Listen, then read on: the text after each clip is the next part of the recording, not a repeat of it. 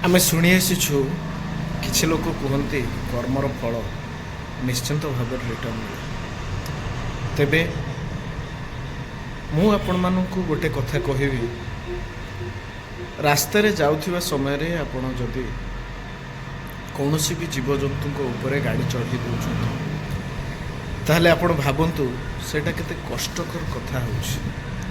काहेकि ना जेमिति आमे आम घर बाहरला परे मो परिवार भी आम फेरिबा बाट को अनै बसी थांते, सेमिति सेमानकर भी किछि परिवार था।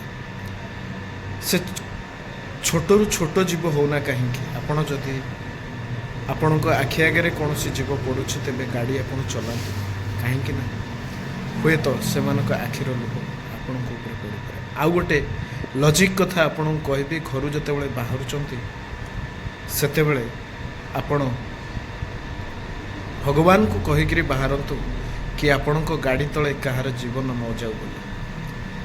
कहबार अर्थ होची जदि आपण घर बाहरुचंती एक कथा कहीकि तेबे आपण भावंतु आपण कहार जीवन नौ नाहांती ए कथा भगवान को कहले एवं नेबेनी बोली भगवान को कहले सेटा होची सबुठु भल कथा।